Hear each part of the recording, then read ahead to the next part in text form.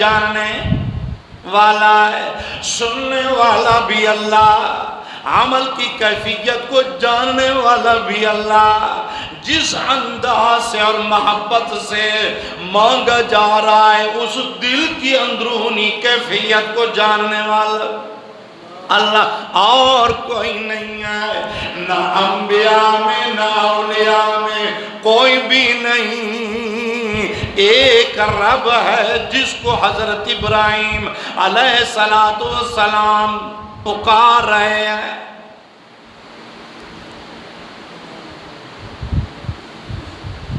ربنا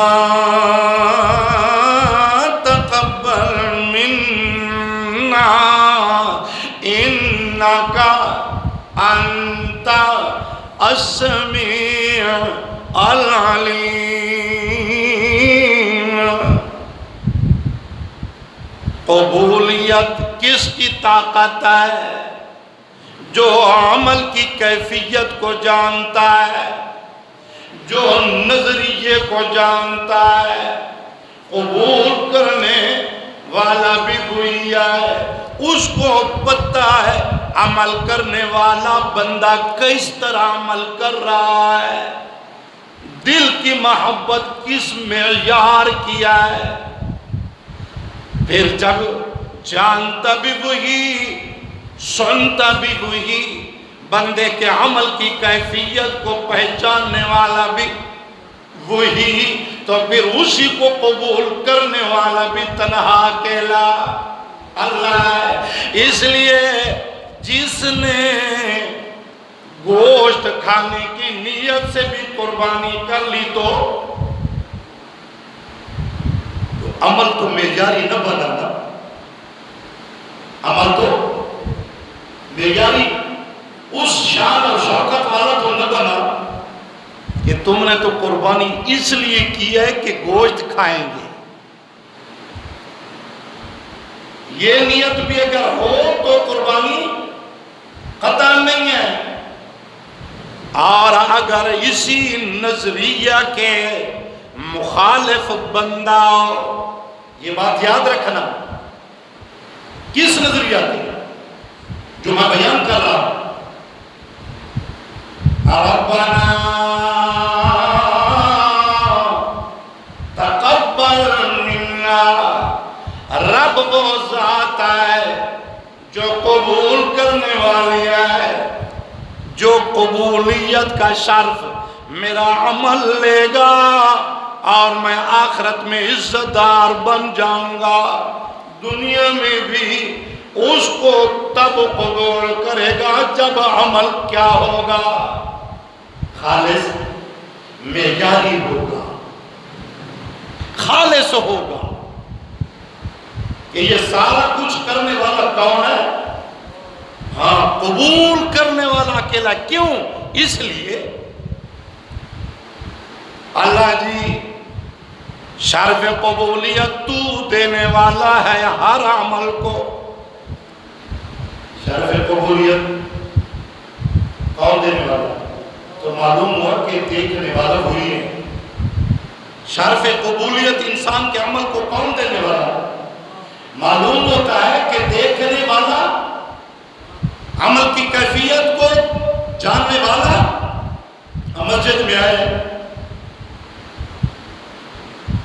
ہر کسی کے دل کی اپنی اپنی کیفیت ہے کہ کون قرآن کے سننے کی کس طرح کی وزنی طلب لے کے آیا ہے، اور اس طلب کو میں جانتا ہوں، اس طلب کو میں جانتا ہوں کہ آپ کس طرح اللہ کے پاس تشریف لے آئے مسجد میں، آپ کے آنے کی کیفیتوں کو کون جانتا ہے؟ اس لیے فرمایا اللہ جی تب کہہ رہا ہوں تقبل منا، پھر قبولیت اس کو تو ہی دے سکتا ہے۔ کیوں؟ کیفیت کو تو ہی جانتا ہے۔ میں ہوں، میرا بیٹا ہے، تیرا گھر بنا رہے ہیں، تیرا گھر بنا رہے ہیں، دلوں کی اصلاح کس کے ہاتھ میں؟ اللہ کے ہاتھ میں۔ دلوں کے رازوں کو جاننے والا کون ہے؟ اللہ کے پیغمبر کہنا۔ دلوں کے راز کو کوئی نبی جانتا؟ دلوں کی کیفیتوں کو کوئی چھوٹا بڑا نبی ولی غوث قطب ابدال زندہ مردہ کوئی جانتا نہیں، اور زبان سے بولے جانے والے بول رب کے سامنے کہے جائیں گے جو سنتا، اس کے علاوہ کوئی مردہ کوئی زندہ اس کے الفاظ حاجات والے سنتا اور سنتا ہے۔ اب آگے دیکھیں نا، حضرت ابراہیم کے لوگ اس دور کو کہتے ہیں یہ پڑھا لکھا دور ہے، لوگ اس دور کو کہتے ہیں یہ سمجھدار دور ہے، یہ ترقی والا دور ہے۔ آپ اگر دیکھیں حضرت ابراہیم کی اس دعا کو، خدا کی قسم معلوم ہوتا ہے کہ سب سے علم اور معرفت والا دور ہے تو وہ ہر نبی کا ہے، اور میرے نبی تو اس علم اور معرفت کے خلاصہ ہے، نتیجہ ہے اس معرفت کا جو دانائی اور حکمت اللہ نے نبیوں کو دی۔ میرے نبی تو سب نبیوں کی دانائی اور حکمت کا نچوڑ ہے، مکھن ہے، حلق ہے، خلاصہ ہے۔ تو زندگی کون سی ہے معتبر؟ قرآن اور سنت اور دین والا۔ اس لیے فرمایا کہ یہ سب صفتیں اس کی ہیں جو آیت الکرسی بیان کر رہی ہے، یا اس سے پہلے حضرت ابراہیم علیہ السلام وہی مسئلہ سمجھا رہے ہیں۔ قبول کون کرتا ہے؟ زور سے بولیے۔ اور قبول کرنے والا کون ہے؟ اللہ ہے۔ کیوں؟ کہ تیرے عمل کو اندر سے سننے، جاننے اور دلوں کی کیفیتوں کو وہی تنہا سمجھتا ہے، اس لیے قبول بھی وہی کرے گا۔ وہ عمل قبول نہیں، وہ عمل قطعاً قبول نہیں کہ تیرے ذہن میں، دل میں، اندر میں کسی اور کی خوشنودی ہو، کسی قبر والے کی خوشنودی حاصل کر، وہ نبی کیوں نہ ہو، وہ اولیاء کیوں نہ ہو، کہ تو اگر خوش دنیا والوں کو کرنے کے لیے عمل کرتا ہے تو تیرا عمل ناکار ہے، حبطت اعمالہم، سب ضائع، اور دن قیامت کے اس عمل کا کوئی وزن نہیں ہوگا، کوئی شرف اس کو حاصل نہیں ہوگا۔ اس لیے جاننے اور سننے والا چونکہ عمل کی کیفیتوں کو سمجھنے والا اللہ ہے، تو اس لیے فرمائے ابراہیم علیہ السلام نے پھر قبولیت کا شرف بھی اسے تو دے سکتا ہے۔ اور اس معرفت کا،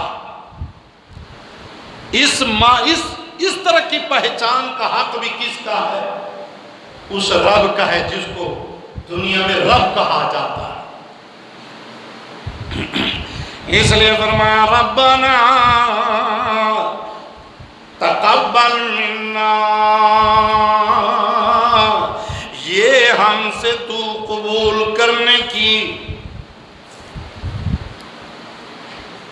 تو ہی قبول کرنے والا ہے۔ قبولیت کا شرف اس کو تو ہی بخشنے والا ہے۔ اس لیے بات آ گئی کہ قربانی میں شرط ہے کہ کس کو راضی کرنے کے لیے قربانی کی جائے۔ اب اس کیفیت کو اللہ جانتا ہے، اس کیفیت کے تحت آپ کی قربانی کو قبولیت ملے گی، آپ جس نیت سے قربانی کر رہے ہیں۔ لیکن قربانی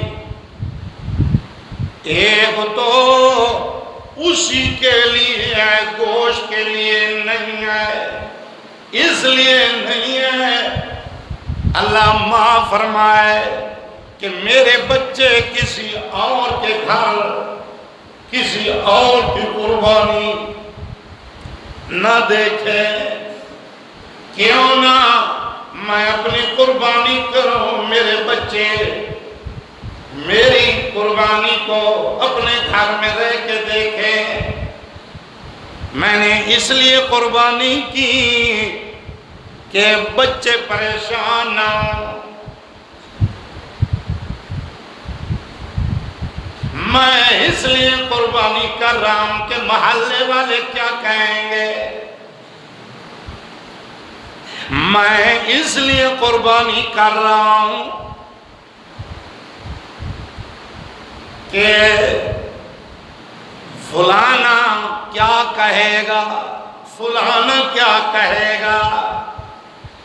تو ایک تو قربانی اس کی برباد ہو گئی، دوسرا اللہ ناراض ہو گیا، اور عمل بھی ردی کی ٹوکری میں چلا گیا۔ نہیں، اپنے عمل کی کیفیت کو اس معیار پہ لے آ جس معیار کو آپ کے سامنے وہ آیت الکرسی بنا رہی ہے، یا ابراہیم کی دعا بنا رہی ہے، یا ابراہیم کی قربانی بنا رہی ہے،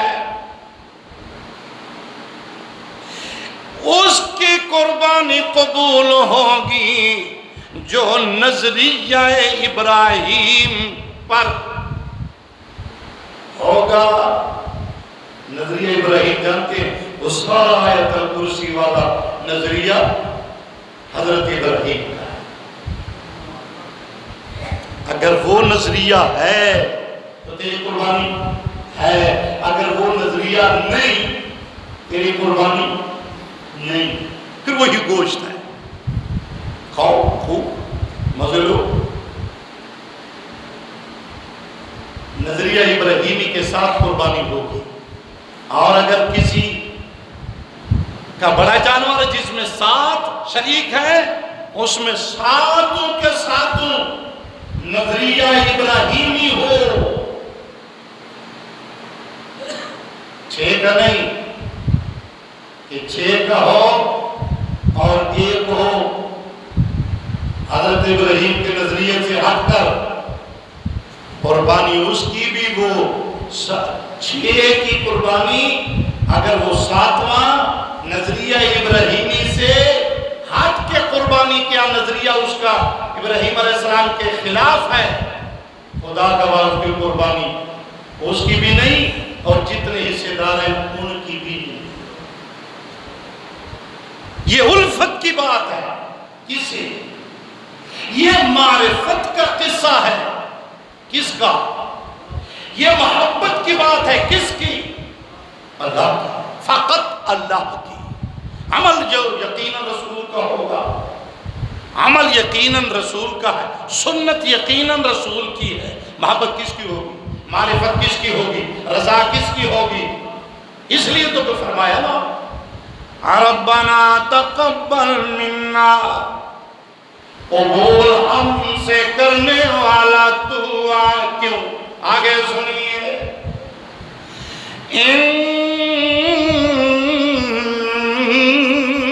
انکا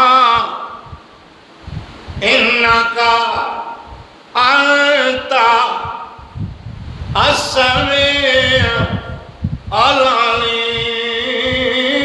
العلیم، انکا انت السمیع العلیم۔ سمیع پر بھی الف لام، علیم پر بھی الف لام، انکا بھی معرفہ، انت بھی ضمیر فصل معرفہ، السمیع بھی الف لام کی وجہ سے، العلیم بھی۔ اب دیکھیے میرے نبی کا معیار، علم والا، پہچان والا، یہی جملہ آج کی دنیا میں جس کو لوگ ترقی یافتہ دنیا کہتے ہیں، اس طرح ابراہیم علیہ السلام جو معرفت الہیہ کا جملہ، رب کی پہچان کا جملہ دنیا کو دے رہے ہیں، اسی پر اللہ ملت ابراہیمی کا، جناب ملت ابراہیمی کو اللہ چلا رہے ہیں، اور اس کو ملت ابراہیمی کو قیامت تک کے لیے معیار بنا رہے ہیں۔ کیوں؟ جملہ ابراہیم کا اس طرح قوی ہے، اس طرح مضبوط ہے، اس طرح عظیم ہے، دلائل سے بھرا ہوا، معرفت الہی سے لبریز ہے، خدا کی پہچان کے لیے بڑا فضلی جملہ ہے۔ حضرت ابراہیم کا قبول کرنے والا تو اس لیے ہے، اِنَّكَ أَنْتَ السَّمِيعُ الْعَلِيمُ، بے شک تو، اِنَّكَ بے شک تو، انت بے شک تو۔ ایک دفعہ کافی نہیں تھا، ایک دفعہ کافی تھا، لیکن مسئلہ بڑا عظیم ہے۔ کون سا کہ السمیع العلیم۔ اللہ جی میں زبان سے کہہ دوں ربنا تو سننے والا تو ہے، اگر میں زبان سے نہ کہہ سکوں تو دل کی کیفیتوں کو جاننے والا بھی تنہا اکیلا تو ہی ہے۔ اس معیار پہ تمہیں عبادت کرنی پڑے گی، وہ قربانی والی عبادت کیوں نہ، وہ نماز والی عبادت کیوں نہ، وہ جناب پیسہ خرچ کرنے والی عبادت کیوں نہ۔ یہ ساری باتیں ہیں، صرف یہ نماز عبادت نہیں ہے، وہ ہے نا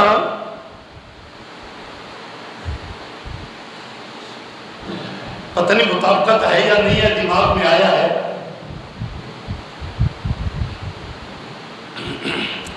نشا پلا کر گرانا تو سبھی کو آتا ہے، مزہ تو تب ہے کہ گرتے کو تھام لے ساقی۔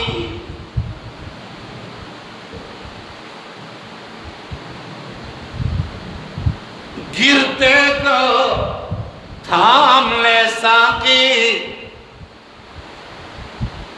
تو کام آنا اسلام کے، نماز تو تیری اپنی جسم سے تعلق رکھتی ہے، زکوٰۃ تو جسم سے تعلق نہیں رکھتی، گرتے کو تھام رہی ہے تیری زکوٰۃ۔ ایک غریب کے گھر میں تیرا صدقہ پہنچا ہے چند ٹکے دنیا کے چند روپے، وہ تو بھوکا تھا، سوال بھی کرنے کی ہمت اس کی نہیں ہے، تو نے پیسے جیب میں لیے اور اس غریب کی دہلیز پر پہنچا، دستک دی اور کہا کہ یہ پیسے آئے، گھر میں اپنے استعمال کرو۔ مزہ تو تب ہے، نمازیں تو پڑھتے ہیں، نماز تو پڑھتے ہیں، روزہ تو رکھتے ہیں، یہ عبادتیں ہیں، وہ عبادت کتنی بلند ہوگی۔ نماز نے تو تجھے اٹھایا ہے، نماز نے تو تجھے اٹھایا ہے، ہاں جی روزے نے تو تجھے اٹھایا ہے، روزے نے تو تجھے اٹھایا، یا عزت دیا ہے، یا ثواب ملا ہے، حج کا ثواب تو تجھے ملا ہے۔ تو بتا جو پیسہ تو نے اسلام کے لیے خرچ کیا، اب اسلام کو سرسبز و شادابی ملی ہے، تو نے قرآن پہ پیسے خرچ کر دیے، اب بتا کون اٹھا کون جاگا، کس کو طاقت ملی؟ ثواب تو تجھے مل گیا، پر بتا بنی کیا چیز؟ بنی تو اللہ کا گھر بن گیا ہے، تیرا پیسے سے سے اللہ کا گھر بن گیا ہے، تیرے پیسے سے قرآن خریدا گیا ہے، تیرے پیسے سے حدیث خرید کے علماء طلباء نے پڑھی ہے، قرآن قاعدہ وغیرہ خرید کے یہ بچوں نے پڑھا ہے۔ اب بتا تیرا پیسہ کتنی بڑی عبادت ہے اور کن کن کو کھڑا کر گیا ہے، کن کن کی ضرورتیں پوری ہو رہی ہیں۔ اس نے تو رب سے مانگا ہے، اس لیے عبادت جو مالی ہے وہ بہت وزنی عبادت ہے۔ اللہ اکبر، اللہ اکبر۔ اس لیے قربانی بھی بڑے اسباق لے کر آئی ہے۔ حضرت ابراہیم کے اس نظریے کو یہ کوئی معمولی نظریہ نہیں ہے، قربانی کوئی معمولی بات نہیں ہے، یہ بہت بڑی عبادت ہے۔ تو نے سال بھر گوشت کھایا ہوگا، تیرے گھر میں 10 روپے ہیں، تیرے رہنے والے پڑوسی نے کبھی نہیں کھایا ہے۔ اب تیری قربانی جب غریب کے گھر جائے گی، اچھا خاصا گوشت جب غریب کے گھر میں بھیجے گا، اس وقت اللہ تجھے کتنا انعام دے گا، کتنی شاباش دے گا۔ اس لیے روزے تو رکھ لیے۔ اللہ اللہ بڑا عجیب ہے، اللہ پاک بڑا عظیم ہے، اپنے بندوں پر روزہ رکھ لیا، رمضان گزر گیا، تراویح ہو گئی ہیں، لوگوں نے قرآن سنا ہے، اللہ فرماتے ہیں بس ہو گیا، بندہ کہتا ہے بس ہو گیا، اللہ فرماتے ہیں نہیں نہیں، ابھی تو نچوڑ آگے آنا ہے، صدقہ فطر ادا کر لے۔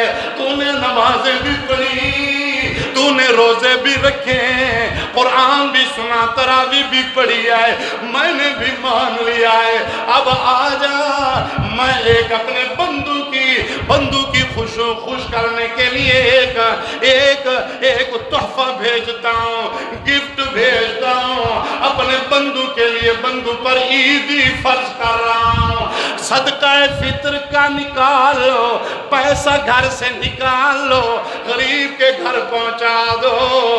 روزہ تو تیری عبادت ہے، روزہ تیری عبادت تھی، تجھے ثواب ملا ہے، تیرے جسم کو آزادی ملی ہے، جہنم سے بھی، دنیا کی محبت سے بھی، گندگیوں سے آزادی مل گئی ہے۔ اب اپنے روح، اللہ نے کہا کیا؟ فرمایا تیرے روزوں کی کمزوری کو میں معاف کر دوں گا، تیری تراویح میں آئی کوئی کمزوری ہے میں اس کو ٹال دوں گا۔ اس صدقہ فطر یہ نہیں، یہ تو صدقہ فطر ادا کر دے، رمضان میں چھوٹی موٹی اگر غلطی ہوگی تو میں معاف کر دوں گا۔ کیوں؟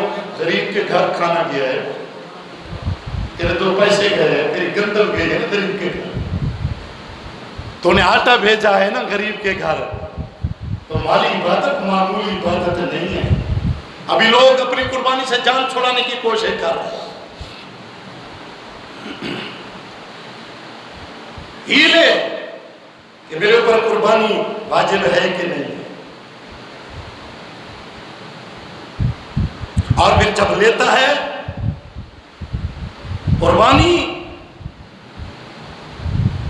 تو ایسی مری ہوئی قربانی لیتا ہے، حالانکہ قربانی کے لیے یہ دیکھنے والے کا دل خوش ہو رہا ہے۔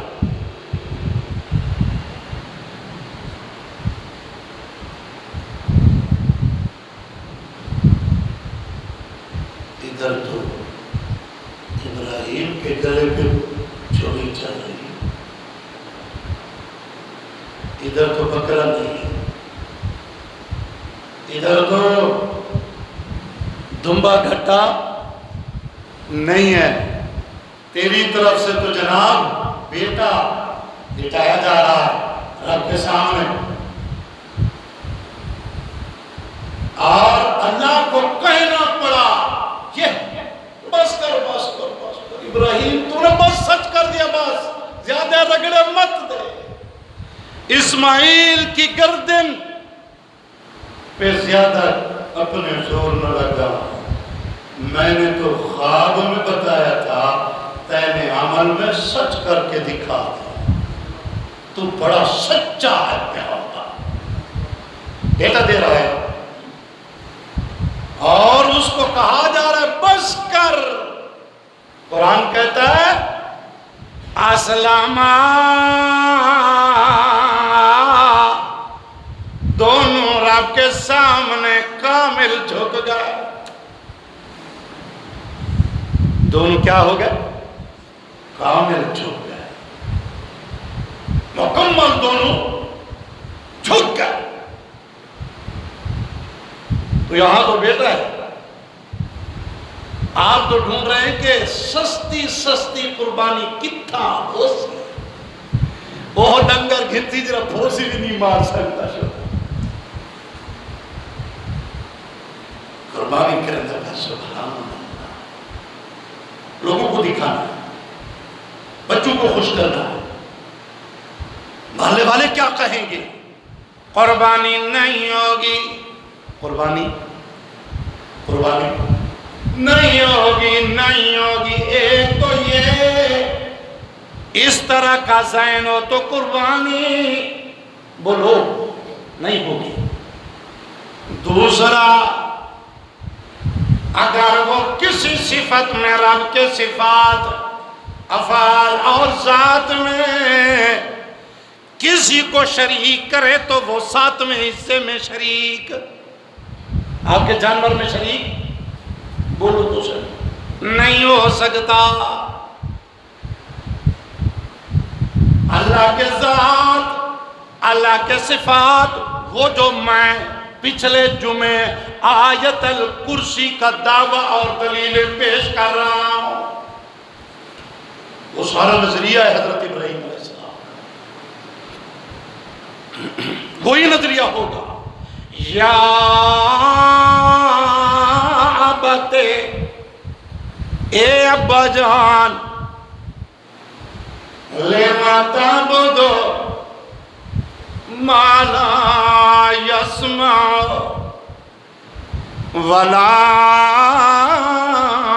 يبصر ولا يغني عنك شيئا. یہ نظریہ کون سا کس کا ہے؟ حضرت ابراہیم کا. اور کس کے سامنے ہے؟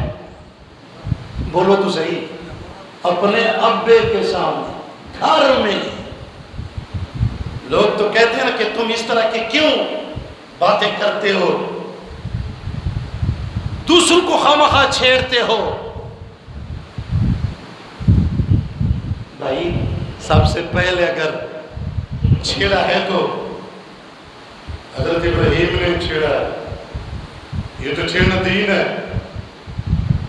دین ابراہیمی ہے. وہ بھی پہلے اپنے گھر اپنے باپ سے شروع کیا. یا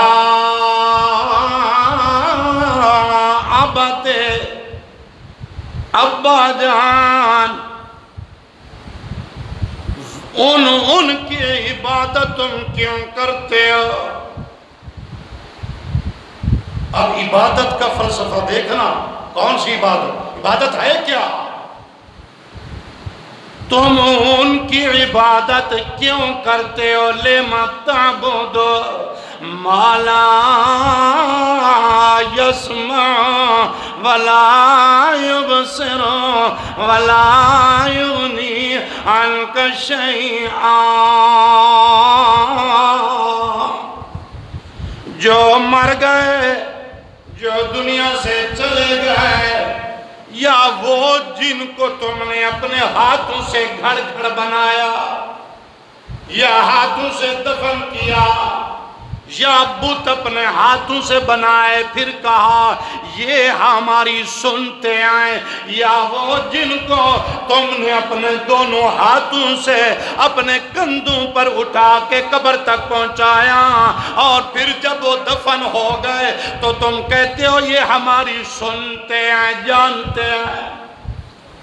لما تعبد، ما لا يسمع ولا يبصر، تم ان کی عبادت شور و پکار کیوں کرتے ہو، سجدے کیوں کرتے ہو، اپنے نذرانے ان کی درباروں میں کیوں لے جاتے ہو، ان کے گھر ان کی دربار پہ جا کے بکرے ذبح کیوں کرتے ہو، شور و پکار کیوں کرتے ہو، عبادت کیوں کرتے ہو، جو سنتے نہیں ہیں، جو مالا یسمعو، جو سنتے نہیں ہیں، جو دیکھتے نہیں ہیں۔ کمال تو آج کے مولوی صاحب کا ہے، آنکھیں بھی ہیں اور دیکھتا نہیں ہے، منہ بھی ہے پر بولتا نہیں ہے، عقل ہے، ہاتھ ہے، پاؤں ہے پر چلتا نہیں ہے، صرف ایک کان ہے ولی کا بس جو سنتا ہے۔ لا حول ولا قوت الا باللہ۔ وہ پھر دیکھتا کیوں نہیں ہے؟ پھر وہ ہاتھوں سے پکڑتا کیوں نہیں ہے؟ پھر وہ چلتا کیوں نہیں ہے؟ پھر وہ اندر کیوں ہے، باہر نکلتا کیوں نہیں ہے؟ دیکھیے شیطان نے کیسی تلبیس بلائی، ابلیس کیسا جادو چلایا اللہ کی بغاوت کرنے کے لیے انسان پر، شیطان نے کیسے کیسے دو چلائے ہیں۔ بڑے بڑے مفتیوں کو بات سمجھ نہیں آتی کہ پردوں میں، اندھیروں میں، اجالوں میں، دن میں، رات میں، جنگل میں، سمندروں میں، بر میں، بحروں میں، دنیا کے کسی کونے پر اگر سننے اور جاننے والا ہے ما فوق الاسباب، تو وہ تنہا اکیلا اللہ ہی ہے۔ یہ نظریہ ابراہیمی ہے، میرا نہیں ہے، میں تو فقط قرآن کی آیتیں سنا رہا ہوں۔ اسی نظریے والے کی قربانی بھی ہوگی، اور 7 قربانیوں میں جو شریک ہیں وہ بھی اسی طرح کے نظریے کے ہوں گے، تب تیری قربانی قبول ہوگی۔ اگر ایک نظریے والا قبر کے سما کا، جاننے کا، حاجات اور مشکلات مانگنے کا اگر وہ نظریہ رکھتا ہے جناب، اس کے ساتھ آپ کی قربانی قطعاً نہیں ہوگی۔ قربانی کرو تو نظریہ ابراہیمی ہو تو قربانی ہوگی۔ أَفَحَسِبَ الَّذِينَ كَفَرُوا أَن